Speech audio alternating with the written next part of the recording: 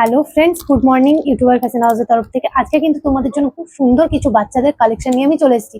তো চলো ফার্স্টেই দেখায়, এটা হচ্ছে একটু গর্জিয়াসের মধ্যে কিন্তু লাইট কালার তোমরা পেয়ে যাবে। তো চলো তোমাদেরকে দেখায়, যারা মানে একটু ফ্রক পরতে ভালোবাসো তাদের কিন্তু খুব ভালো হবে, মানে যাদের বাচ্চারা ফ্রক পরতে খুব ভালোবাসে। তো চলো তোমাদের দেখো, এটা আমি খুলছি, বাকি কালার চার্ট গুলো তোমাদের সাথে শেয়ার করে দেবো।